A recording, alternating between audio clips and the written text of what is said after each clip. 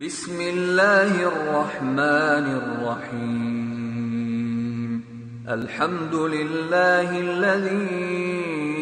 أنزل على عبده الكتاب ولم يجعل له عوجا قيما لينذر بأسا شديدا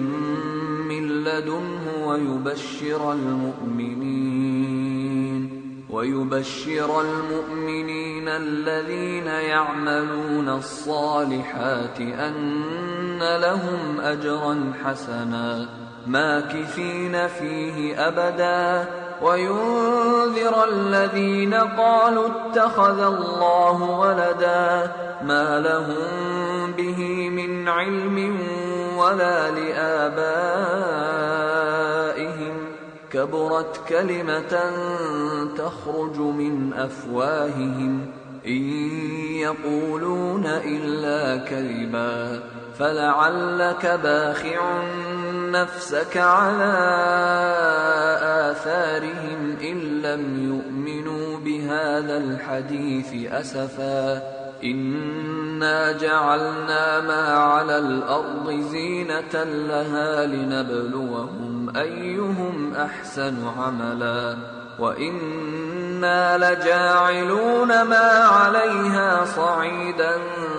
جرزا أم حسبت أن أصحاب الكهف والرقيم كانوا من آياتنا عجبا إذ أوى الفتية إلى الكهف فقالوا ربنا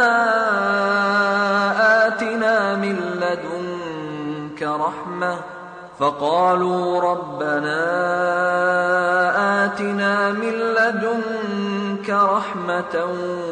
وهيئ لنا من أمرنا رشدا فضربنا على آذانهم في الكهف سنين عددا ثم بعثناهم لنعلم أي الحزبين أحصى لما لبثوا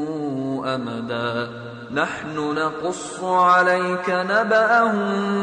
بالحق إنهم فتية آمنوا بربهم وزدناهم هدى وربطنا على قلوبهم إذ قاموا فقالوا ربنا رب السماوات والأرض لن ندعو من دونه إلها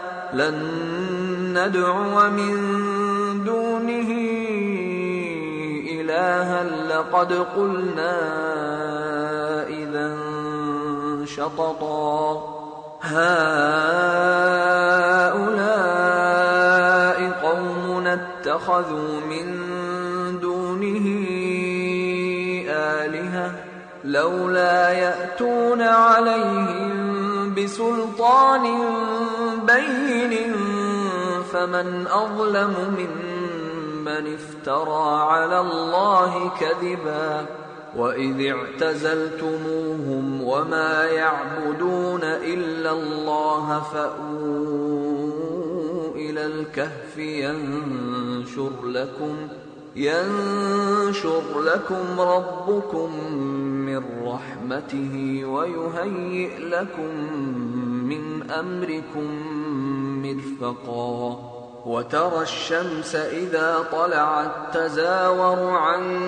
كهفهم ذات اليمين وإذا غربت تقرضهم ذات الشمال وهم في فجوة منه ذلك من آيات الله من يهد الله فهو المهتد ومن يضلل فلن تجد له وليا مرشدا وتحسبهم أيقاظا وهم رقود ونقلبهم ذات اليمين وذات الشمال وكلبهم باسط ذراعيه بالوصيد لو اطلعت عليهم لوليت منهم فرارا ولملئت منهم رعبا وكذلك بعثناهم ليتساءلوا بينهم قال قائل منهم كم لبثتم قالوا لبثنا يوما أو بعض يوم قالوا ربكم أعلم بما لبثتم فابعثوا أحدكم بورقكم هذه إلى المدينة فلينظر أيها أزكى طعاما فليأتكم برزق منه وليتلطف ولا يشعرن بكم أحدا إنهم إن يظهروا عليكم يرجموكم أو يعيدوكم في ملتهم ولن تفلحوا إذا أبدا وكذلك أعثرنا عليهم ليعلموا أن وعد الله حق وأن الساعة لا ريب فيها إذ يتنازعون بينهم أمرهم فقالوا ابنوا عليهم بنيانا ربهم أعلم بهم قال الذين غلبوا على أمرهم لنتخذن عليهم مسجدا سيقولون ثلاثة رابعهم كلبهم ويقولون خمسة سادسهم كلبهم رجما بالغيب ويقولون سبعة وثامنهم كلبهم قل ربي أعلم بعدتهم ما يعلمهم إلا قليل فلا تمار فيهم إلا مراء ظاهرا ولا تستفت فيهم منهم أحدا ولا تقولن لشيء إني فاعل ذلك غدا إلا أن يشاء الله واذكر ربك إذا نسيت وقل عسى أن يهديني ربي لأقرب من هذا رشدا ولبثوا في كهفهم 300 سنين وازدادوا 9 قل الله أعلم بما لبثوا له غيب السماوات والأرض أبصر به وأسمع ما لهم من دونه من ولي ولا يشرك في حكمه أحدا واتل ما أوحي إليك من كتاب ربك لا مبدل لكلماته ولن تجد من دونه ملتحدا واصبر نفسك مع الذين يدعون ربهم بالغداة والعشي يريدون وجهه ولا تعد عيناك عنهم تريد زينة الحياة الدنيا ولا تطع من أغفلنا قلبه عن ذكرنا واتبع هواه وكان أمره فرطا وقل الحق من ربكم فمن شاء فليؤمن ومن شاء فليكفر إنا أعتدنا للظالمين نارا أحاط بهم سرادقها وإن يستغيثوا يغاثوا بماء يشوي الوجوه بئس الشراب وساءت مرتفقا إن الذين آمنوا وعملوا الصالحات إنا لا نضيع أجر من أحسن عملا أولئك لهم جنات عدن تجري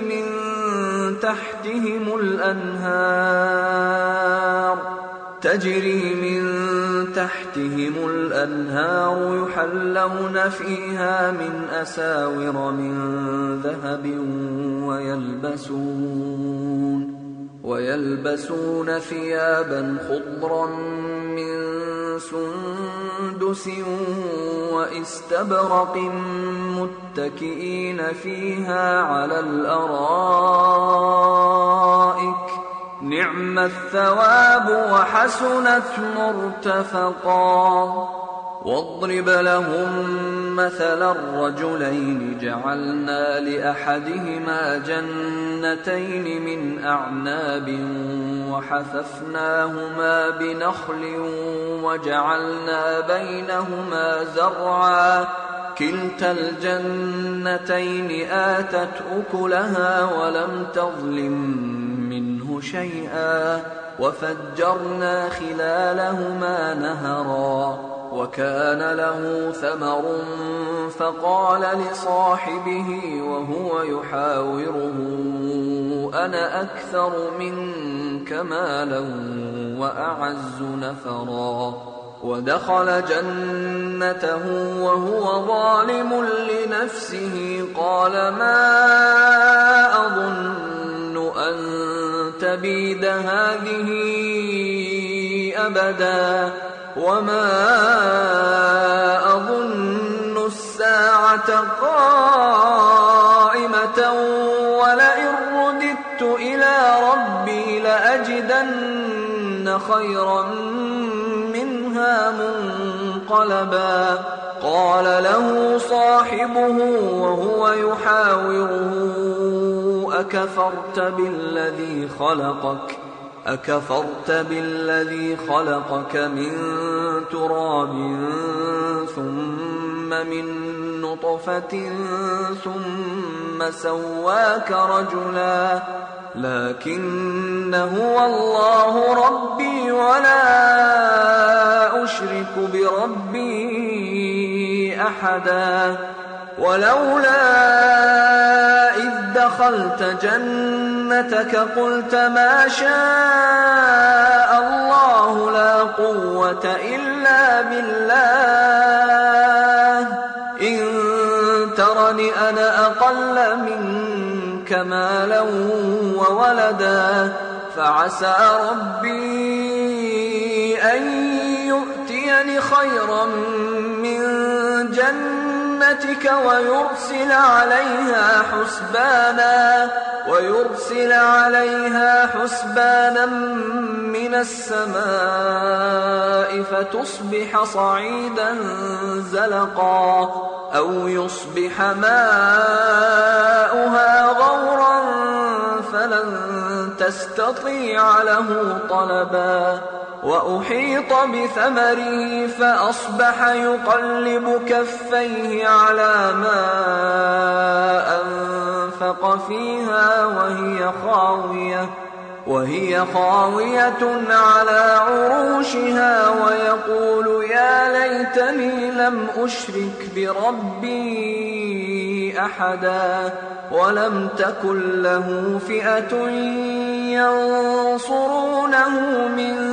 دون الله وما كان منتصرا هنالك الولاية لله الحق هو خير ثوابا وخير عقبا واضرب لهم مثل الحياة الدنيا كماء أنزلناه من السماء فاختلط به نبات الأرض فأصبح هشيما تذروه الرياح وكان الله على كل شيء مقتدرا. المال والبنون زينة الحياة الدنيا، والباقيات الصالحات خير عند ربك ثوابا وخير أملا. ويوم نسير الجبال وترى الأرض بارزة وحشرناهم فلم نغادر منهم أحدا. وعرضوا على ربك صفا لقد جئتمونا كما خلقناكم أول مرة بل زعمتم أن لن نجعل لكم موعدا. ووضع الكتاب فترى المجرمين مشفقين مما فيه ويقولون يا ويلتنا ما لهذا الكتاب لا يغادر صغيرة ولا كبيرة إلا أحصاها ووجدوا ما عملوا حاضرا ولا يظلم ربك أحدا. وإذ قلنا للملائكة اسجدوا لآدم فسجدوا إلا إبليس كان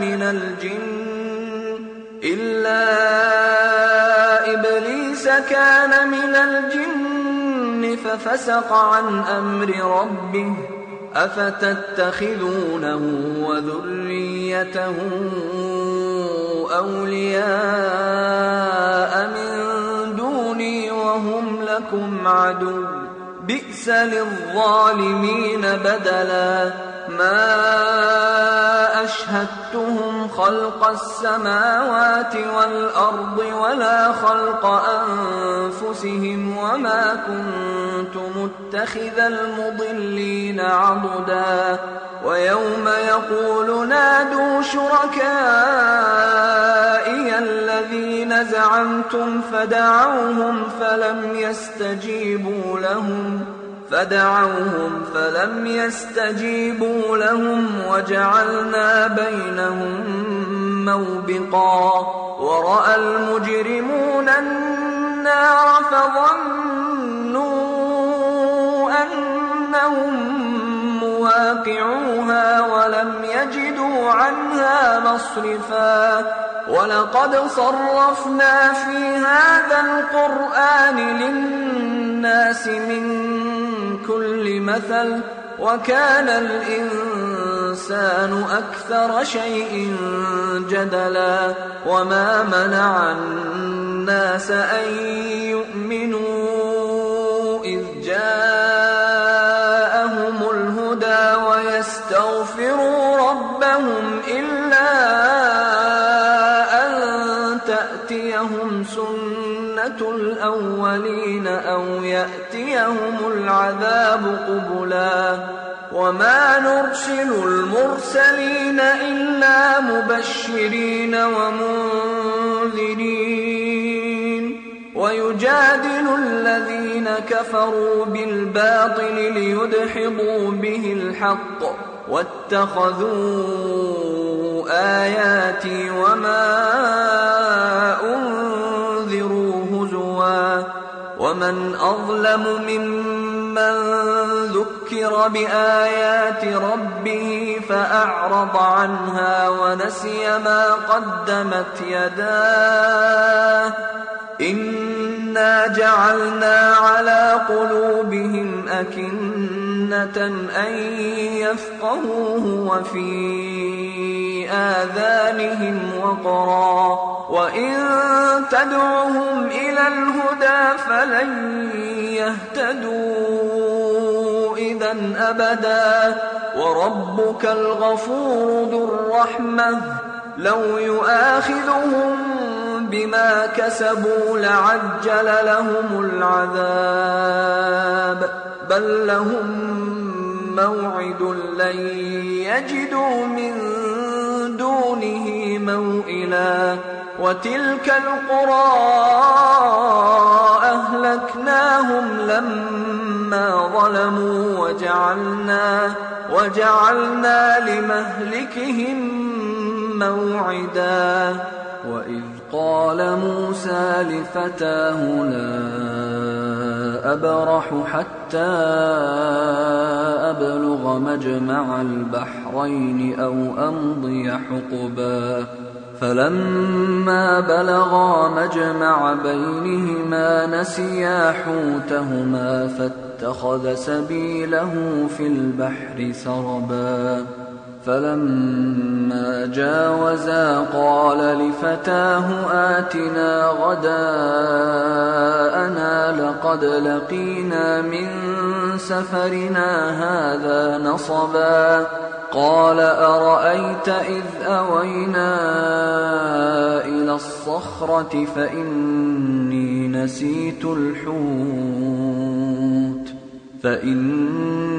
نسيت الحوت وما أنسانيه إلا الشيطان أن أذكره واتخذ سبيله في البحر عجبا قال ذلك ما كنا نبغي فارتدا على آثارهما قصصا فوجدا عبدا من عبادنا آتيناه رحمة من عندنا وعلمناه من لدنا علما قال له موسى هل أتبعك على أن تعلمني مما علمت رشدا قال إنك لن تستطيع معي صبرا وكيف تصبر على ما لم تحط به خبرا قال ستجدني إن شاء الله صابرا ولا أعصي لك أمرا قال فإن اتبعتني فلا تسألني عن شيء حتى أحدث لك منه ذكرا فانطلقا حتى إذا ركبا في السفينة خرقها قال أخرقتها لتغرق أهلها لقد جئت شيئا إمرا قال ألم أقل إنك لن تستطيع معي صبرا قال لا تؤاخذني بما نسيت ولا ترهقني من أمري عسرا فانطلقا حتى إذا لقيا غلاما فقتله قال أقتلت نفسا زكية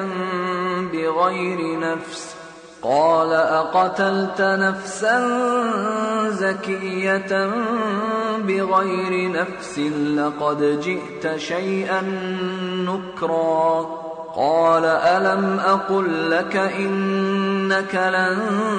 تستطيع معي صبرا قال إن سألتك عن شيء بعدها فلا تصاحبني قد بلغت من لدني عذرا فانطلقا حتى إذا أتيا أهل قرية استطعما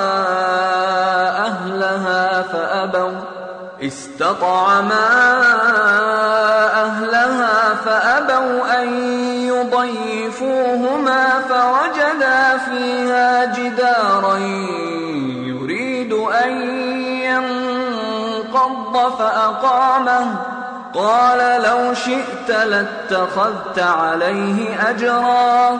قال هذا فراق بيني وبينك سأنبئك بتأويل ما لم تستطع عليه صبرا أما السفينة فكانت لمساكين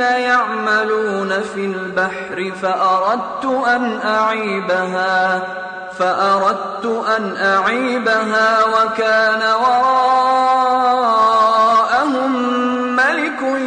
يأخذ كل سفينة غصبا. وأما الغلام فكان أبواه مؤمنين فخشينا أن يرهقهما طغيانا وكفرا، فأردنا أن يبدلهما ربهما خيرا منه زكاة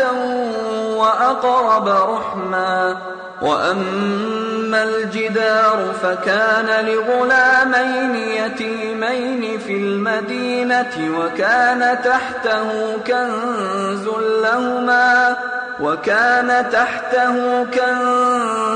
لهما وكان أبوهما صالحا فأراد ربك أن يبلغا أشدهما ويستخرجا كنزهما رحمة من ربك وما فعلته عن أمري ذلك تأويل ما لم تسطع عليه صبرا. ويسألونك عن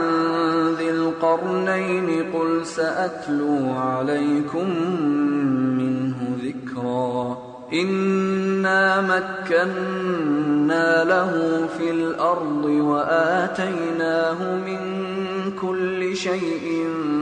سببا فأتبع سببا حتى إذا بلغ مغرب الشمس وجدها تغرب في عين حمئة ووجد عندها قوما قلنا يا ذا القرنين إما أن تعذب وإما أن تتخذ فيهم حسنا. قال أما من ظلم فسوف نعذبه ثم يرد إلى ربه فيعذبه عذابا نكرا. وأما من آمن وعمل صالحا فله جزاء الحسنى وسنقول له من أمرنا يسرا. ثم أتبع سببا حتى إذا بلغ مطلع الشمس وجدها تطلع على قوم لم نجعل لهم من دونها سترا. كذلك وقد أحطنا بما لديه خبرا. ثم أتبع سببا حتى إذا بلغ بين السدين وجد من دونهما قوما لا يكادون يفقهون قولا. قالوا يا ذا القرنين إن يأجوج ومأجوج مفسدون في الأرض فهل نجعل لك خرجا على أن تجعل بيننا وبينهم سدا. قال ما مكني فيه ربي خير فأعينوني بقوة أجعل بينكم وبينهم ردما. آتوني زبر الحديد حتى إذا ساوى بين الصدفين قال انفخوا حتى إذا جعله نارا قال آتوني أفرغ عليه قطرا. فما استطاعوا أن يظهروه وما استطاعوا له نقبا. قال هذا رحمة من ربي فإذا جاء وعد ربي جعله دكا وكان وعد ربي حقا وتركنا بعضهم يومئذ يموج في بعض ونفخ في الصور فجمعناهم جمعا وعرضنا جهنم يومئذ للكافرين عرضا الذين كانت أعينهم في غطاء عن ذكري وكانوا لا يستطيعون سمعا أفحسب الذين كفروا أن يتخذوا عبادي من دوني أولياء إنا أعتدنا جهنم للكافرين نزلا قل هل ننبئكم بالأخسرين أعمالا الذين ضل سعيهم في الحياة الدنيا وهم يحسبون أنهم يحسنون صنعا أولئك الذين كفروا بآيات ربهم ولقائه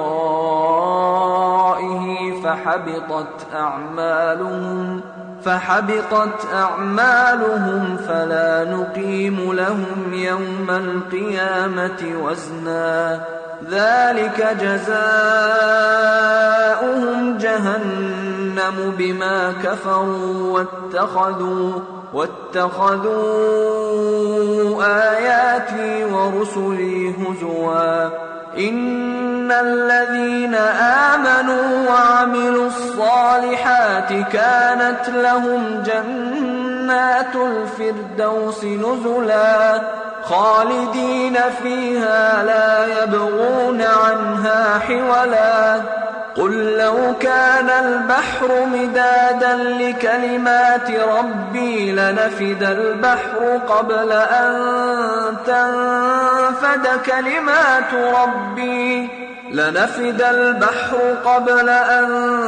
تنفد كلمات ربي ولو جئنا بمثله مددا قل إنما أنا بشر مثلكم يوحى إلي أنما إلهكم إله واحد فمن كان يرجو لقاء ربه فليعمل عملا